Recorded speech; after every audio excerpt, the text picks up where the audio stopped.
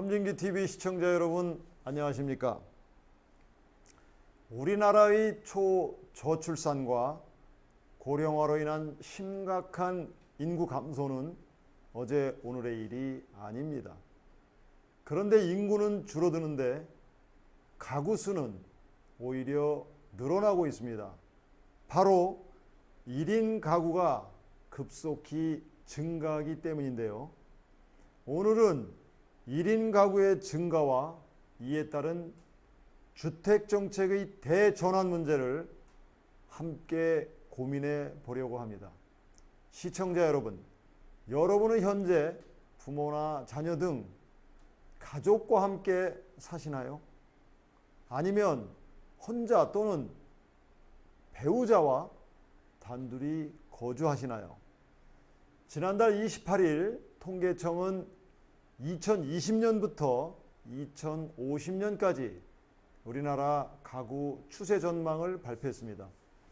여기서 눈길을 끄는 것은 1인 가구 비중이 2020년 31.2%, 즉 648만 가구에서 30년 뒤인 2050년에는 40%가 늘어난 905만 4천 가구로 전체 2284만 9천 가구의 39.6%를 차지한다는 것입니다.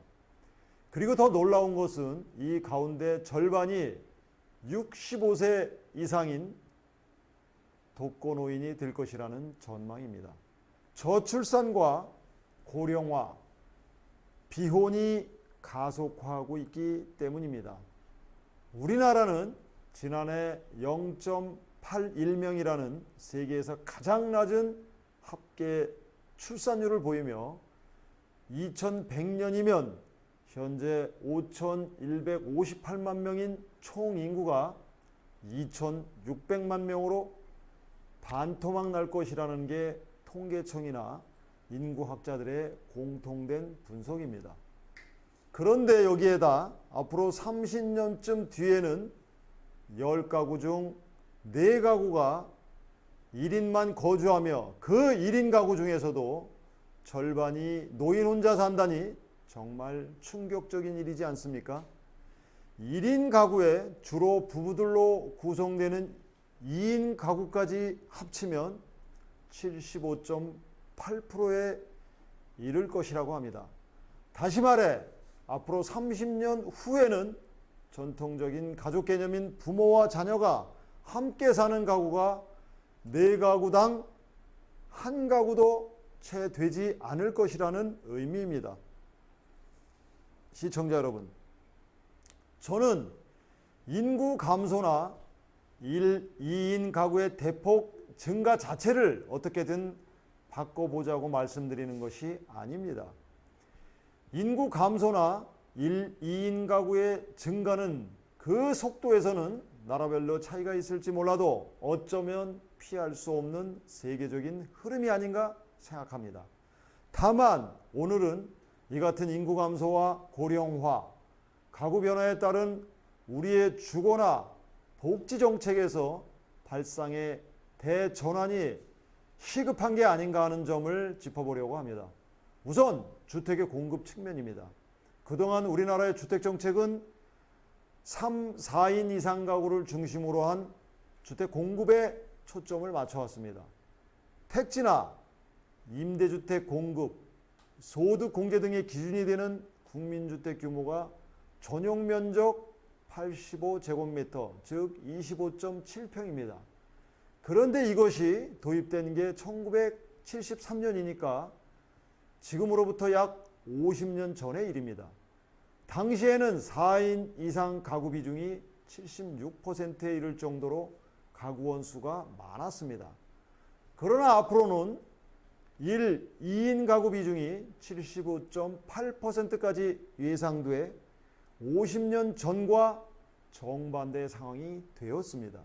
그렇다면 정부의 주택 공급도 앞으로는 2인 가구에 맞는 규모와 내용으로 비중을 늘려야 합니다. 지난 문재인 정부에서 주택정책의 실패, 특히 수요 측면에서의 오차가 발생한 부분이 가구 수의 대폭 증가입니다. 시청자 여러분들 가운데는 지난 정부의 정책 관계자들이 인구가 앞으로 감소할 것이기 때문에 집값이 안정될 것이라는 얘기를 자주 들어보셨을 것입니다. 그런데 이번 통계청의 발표를 보면 가구 수는 2039년까지 계속 늘고, 특히 앞으로 30년간 1인 가구의 경우는 연평균 8만 6천 가구, 2인 가구는 8만 3천 가구가 증가하는 것으로 예측됐습니다. 그렇다면 적어도 앞으로 20년간은 총 인구의 감소에도 불구하고 가구 수는 계속 늘어나고, 특히 1, 2인 가구는 적어도 30년 이상 지속적으로 증가합니다. 따라서 정부는 1, 2인 가구의 주택 공급 면적과 공급수를 맞추는 정책 전환을 추진해야 합니다. 정부의 달라진 임무는 여기에 그치지 않습니다. 바로 주택의 양적 확대와 함께 질적인 차원에서 주거복지의 일대 변화가 요구되고 있다는 점입니다. 왜냐하면 1인 가구가 늘고 특히 독거노인 가구가 증가하면 옆에서 챙겨줄 다른 가족, 구성원이 없기 때문에 복지의 사각지대가 훨씬 커지게 됩니다. 그 부분을 누군가가 메워줄 수 있도록 정부나 지자체, 관련 지역단체 등을 통한 촘촘한 주거복지 설계가 뒤따라가야 합니다. 아플 때 바로 병원이나 의료적 도움을 받을 수 있는 시설이나 소통 채널이 있어야 합니다. 또 평상시에는 문화나 취미생활 또는 이웃과의 대화를 나눌 수 있는 노인정 등이 필요합니다.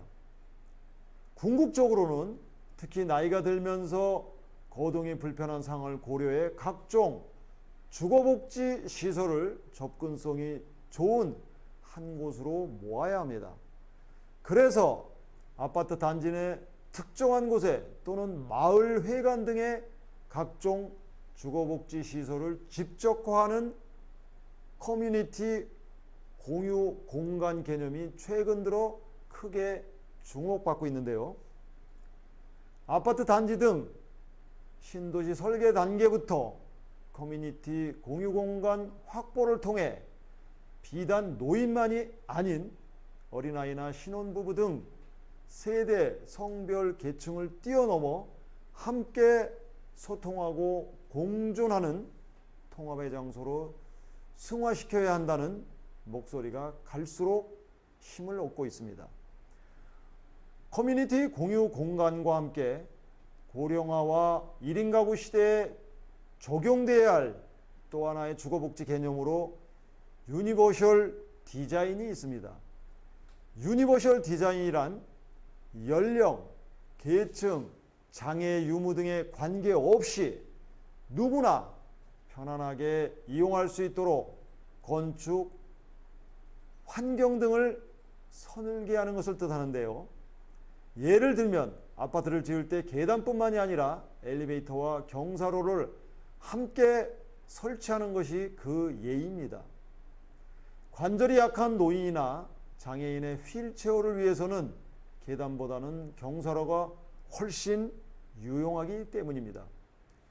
인구 감소와 가구수 변화는 다른 어떤 것보다 대한민국의 경제나 미래 대변화를 강요하고 있습니다. 더 늦기 전에 인구 문제를 총체적으로 들여다보고 부처 간 칸막이를 뛰어넘는 강력한 추진력을 확보할 수 있는 범정부적 컨트롤 타워가 있어야 한다고 보는데 시청자 여러분의 생각은 어떠십니까?